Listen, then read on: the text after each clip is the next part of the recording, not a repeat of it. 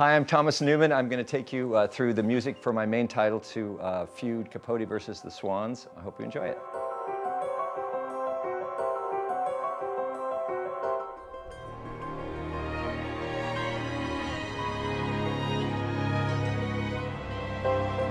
My daughter and I, Julia, were approached by Ryan Murphy's company. I guess the idea was I was going to write a main title. My daughter Julia would write the music for the 8 hours. So I got to kind of watch as she did her thing and she watched as I did mine. I was busy doing other things as well. Typically, I'll begin any project just by having tons of ideas and sharing them and saying, does this interest you? And if so, why? Or if it doesn't, why? In the case of this, I think it was this notion of Upper East Side, swans crossing in crosswalks and this kind of gossipy chatter, which I think brought us to this notion of these piano motors and things that really moved quickly and in a kind of yappity fashion. I like that this chatter begins. I got this from Alexis, but it has to stop at some point. It can't just chatter through the entire 90 seconds of the piece. Where does it stop and what replaces it? There was talk like that. And then there was talk of what specific moments we'd want to literally sync to. Because it is an animation sequence, the intention was always that the music and the image and the editorial cut and the music tempo would really be aligned. But no, I think I was working from the beginning with the picture, because I think that's really what inspired all of these ideas.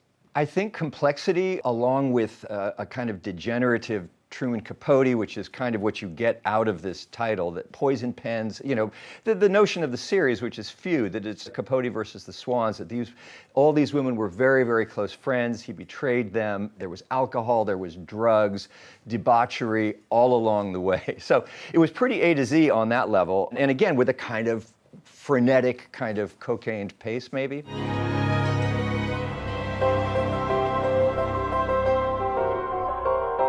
So here's the beginning.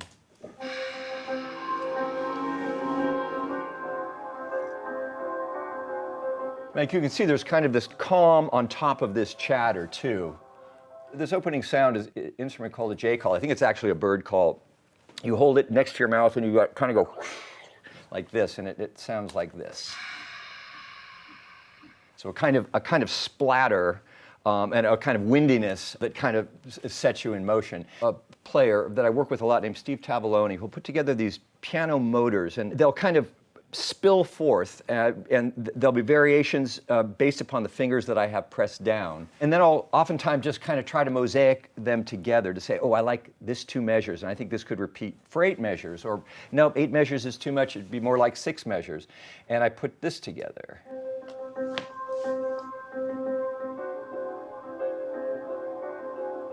It's a motor, so if I pressed one finger, music people will know this, a whole series of notes that they're kind of pre-programmed will keep playing in time.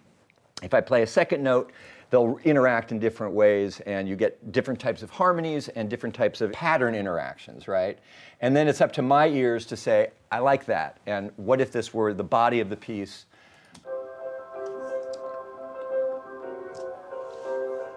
And there's real harmonic information that's kind of coming at us with it. And I think this is where it stops. And something else has to happen that is not that chatter. I can actually unsolo this.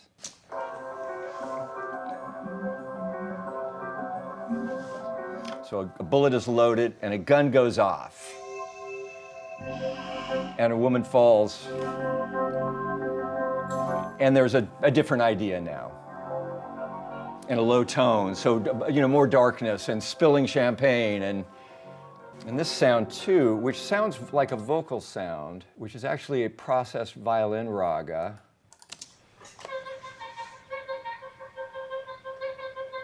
So again, a repeating kind of motor that brings forth a real sense of some kind of drama, a distress kind of thing. And it's not something that I'm looking for, it's kind of something I find with the help of these players. I feel like I've got a butterfly net. I've got these people in front of me and they have these great ideas, and how can I grab it? And so here's an idea I grab and say, wow, that's great, and what would happen if we put it here? And it's just kind of in that sense of practicality that these ideas begin to kind of shape and emerge. It starts poetically and it ends with great pragmatism.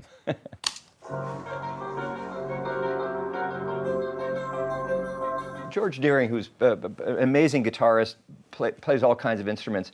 There's something he does on a bass where he's playing right on the bridge, and it's just kind of like a non-pitched kind of knocking, which is what this sound is here.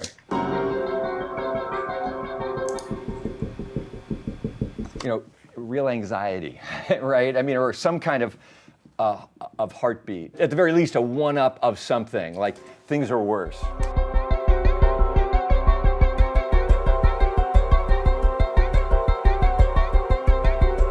The poison pen. So, you know, along the way, you ask yourself as a composer, what's important to catch? What is going to be the best synchronicity? And that just seemed like a really fun visual and oral punctuation. I don't know why, it's fun when I hear it. I just think, wow, that's cool. This, along with this. So two sounds combined, and then triangles at the end. So it's all kinds of really intricate layering. And the funny thing is, it happens typically so intuitively that I can typically not remember what we've done when we're done, because it's just growing and turning into something. And again, it's coming towards my ears. It's not like it's coming out of me to the players. It's kind of like, well, I know, what if we did this? What if there's rhythm at bar 30 or whatever, and that rhythm comes in following the pen and it goes all the way to the end, and then suddenly you're somewhere. Once this idea was settled on, it wasn't in one go, but it was like 80% there, 75% there, and can we do this? And then I think we'd get different cuts where such and such would be slightly shorter, which can be vexing, because suddenly, particularly when you're doing something so synchronous, now something's like a half a second shorter, and something that was perfectly in time with your tempo and your metering is now off. So then what do you do about that? And can you move it off the metering? Or is part of what makes it good the fact that it is in time, and now what? But that's kind of the gig. The decision made that wouldn't it be great, just because this is so uptown, to have a string sections. I guess I'll play it out of solo, just so you can kind of hear what it is inside the piece.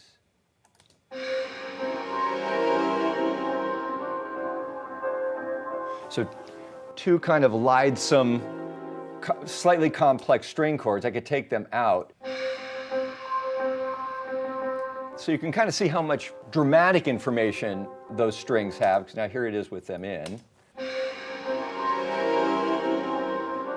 You know, and it's this kind of come and go phrase. So if I put that in solo, here are those strings.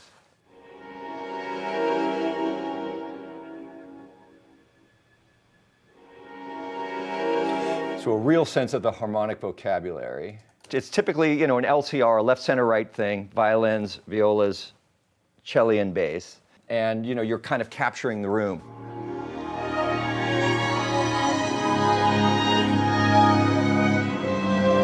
And you can kind of hear, you know, violin melody coming out on the left speaker, more mid and low strings coming center and right, and then here it is with everything in.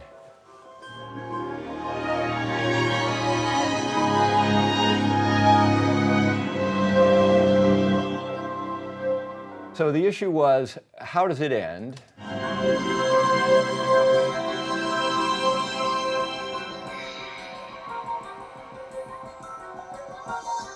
Yeah, and I really wanted to end on that sock.